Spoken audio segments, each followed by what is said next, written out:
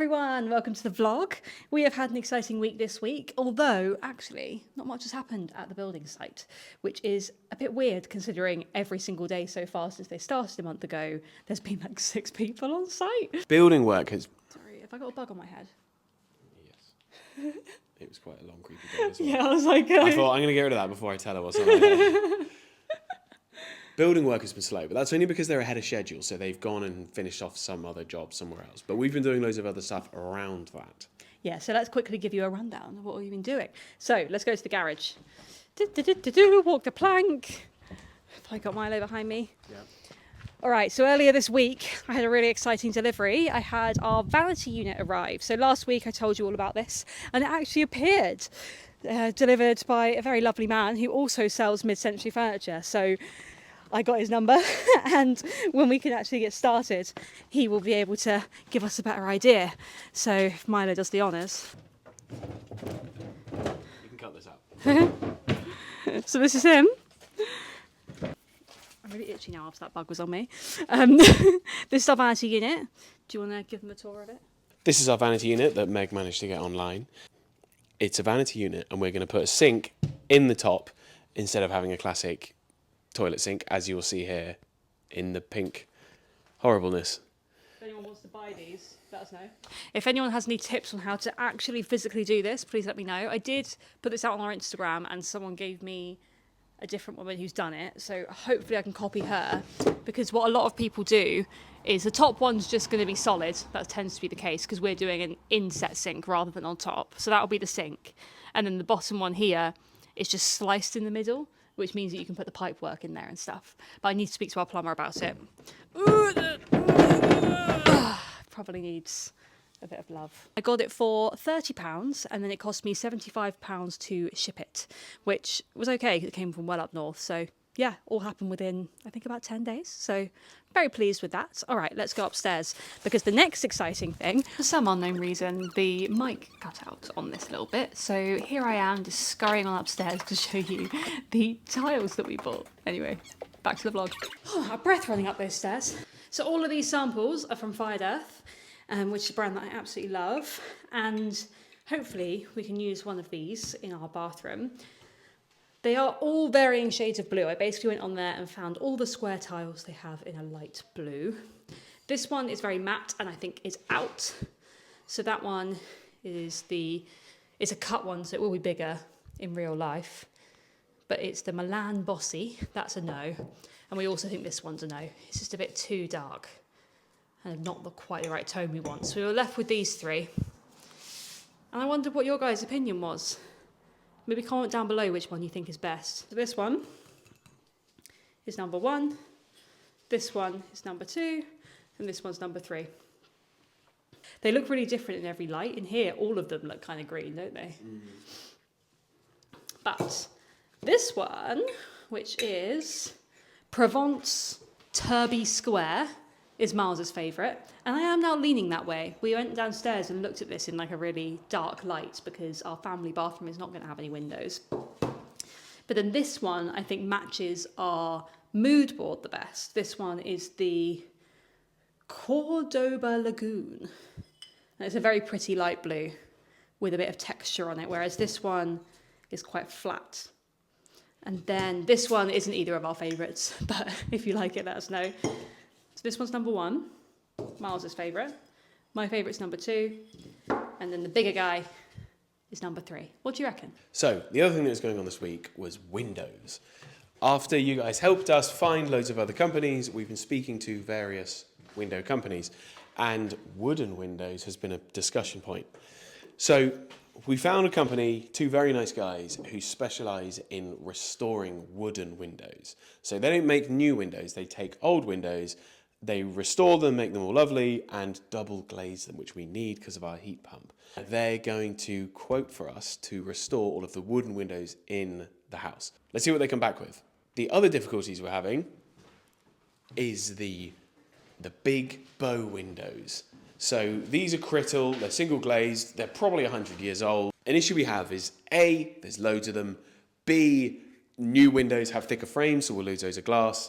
C, they're being supported by these frames, so we can't really just take them out and put in something else. D, it's incredibly expensive to fix. And then the final thing is the doors downstairs. So, the doors going from the kitchen into the garden is going to be a bit of a feature, I guess, other than the bow windows on the front. And also this window here in the hallway, which is wooden, so that might end up being restored by our wooden restoration and double glazing friends. But we would really like our back doors to be wooden. Maybe aluminium, but wooden would be the preference, because it would just be really nice. You'll be in this lovely kitchen and you'll have this lovely view onto our lovely garden through some lovely wooden doors. So we haven't found anyone to do that just yet. So we're trying to find someone who can basically quote us to do these back doors, because we've had a couple of quotes from people who are UPVC and that kind of stuff, which will probably be fine, but we don't want fine, we want nice. So this is our final hurdle at the moment. All right, so that's all the updates from the house. But I did have a few requests, which was so lovely last week. And thank you so much for everyone who commented, because genuinely, I didn't know we had any followers that weren't like my dad and Miles' sister watching. So very, very happy to hear that we've got some people who are genuinely interested, who don't already know us and have a vested interest. So thank you so much for commenting. Really, really appreciate it. However, a few of you asked for some design talk. So I'm going to hand over to myself and have a little chat through probably the bathroom and maybe the kitchen design. So see you later.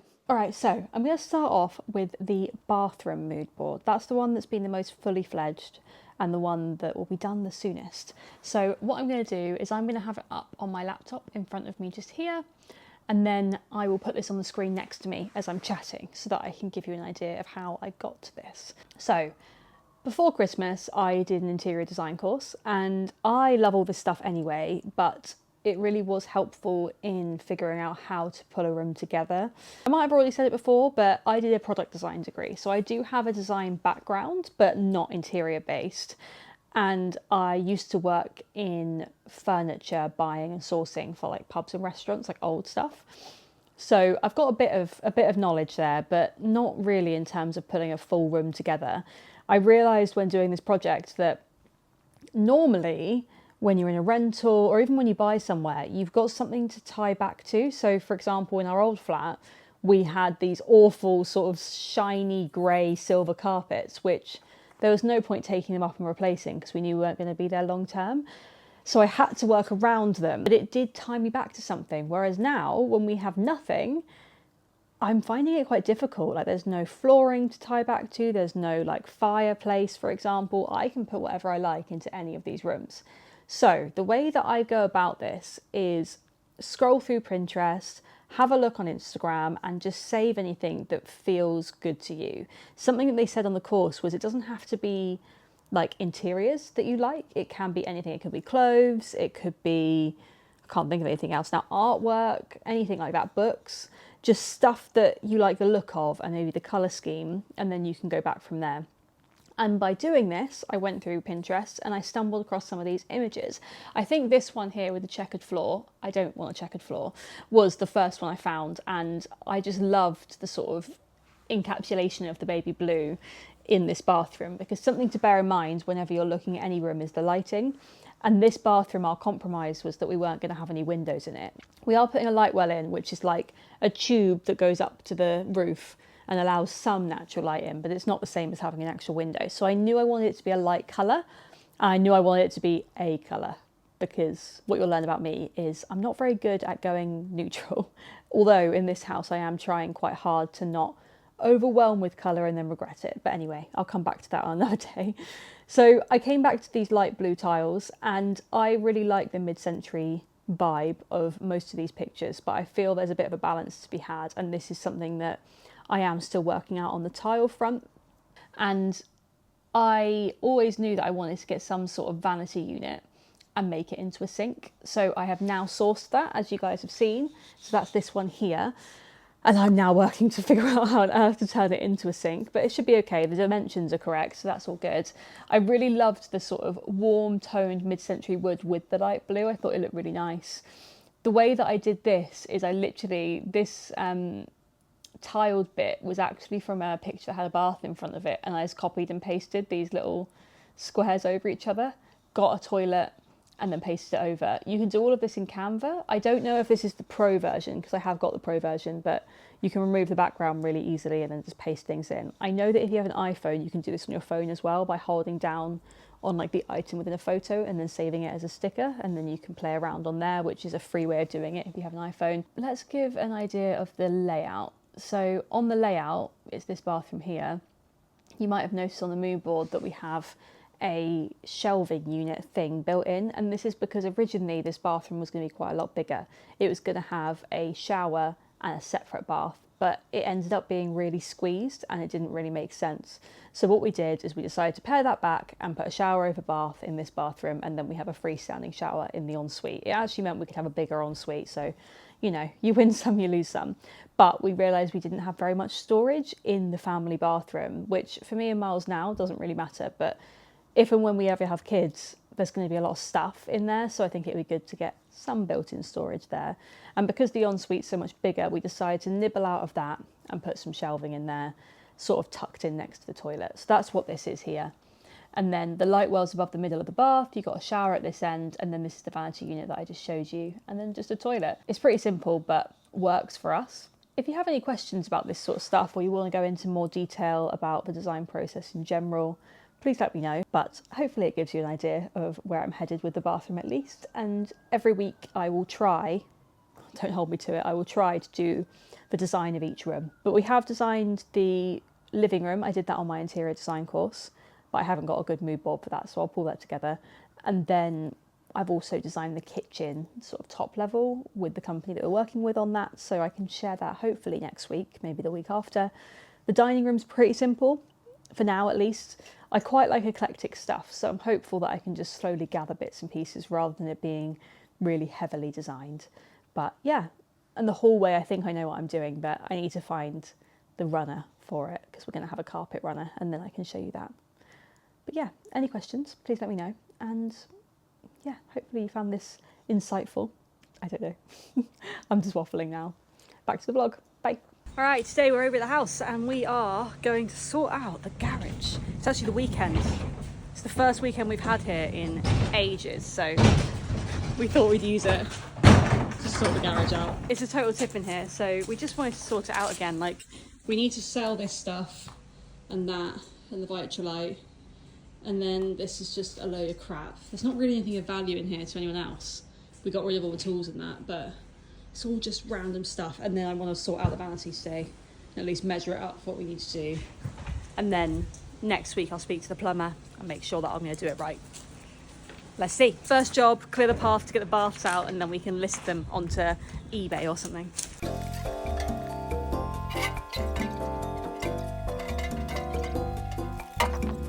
That's a fail. I physically cannot lift half of that bath, so we're going to take photos in there.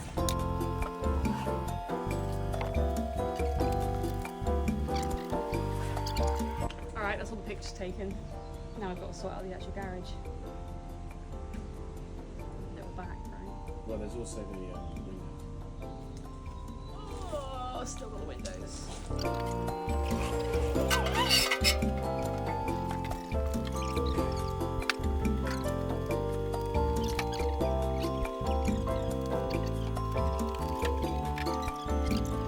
Realise the other ones are all the same, so we're just going to measure them to make sure.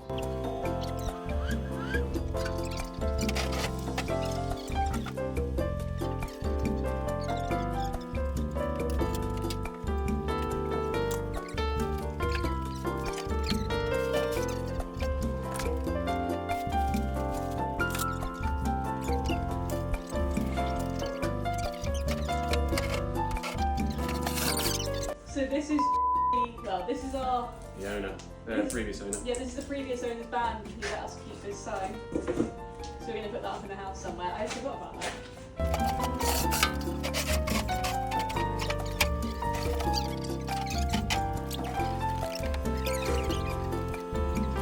Jesus Christ. I'm not strong enough for this. We are emptying the garage, and what we're doing is we're categorising everything. Your prized possession. My baby. Yeah. If I could marry that one. Aww. Let me know in the comments how to frame this. It's a piece of acrylic, and obviously I'll clean it up first, but I really want to get this up in the house somewhere.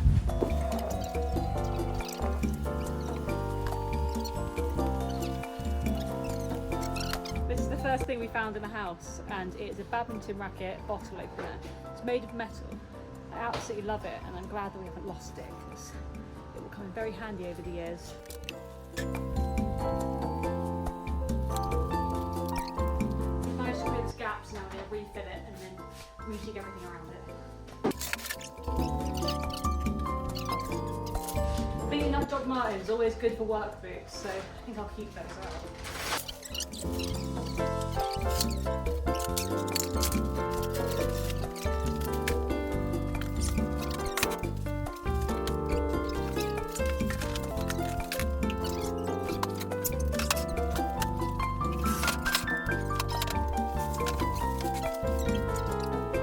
Alright, we've cleared this side, now onto this side. Over here looks bad, but actually there's some like built-in shelving, so it's not as bad as it looks. However, we still need to work it all out.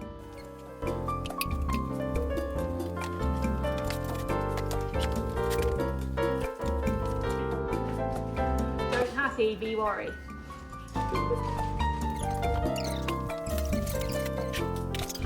Hey! Woohoo! We found it! Come The on! mini chainsaw!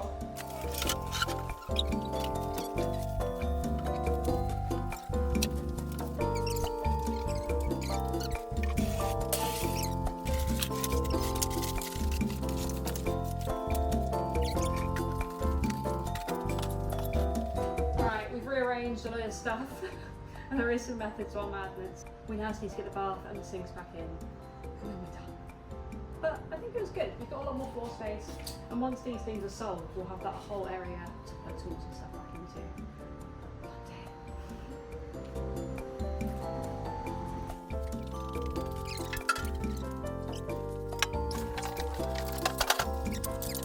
And that's the end of the vlog this week. Thank you so much for watching. If you want to see anything in particular, especially on the design side of things, please do let me know. Can you believe this was in 2 times speed? Anyway, see you next week.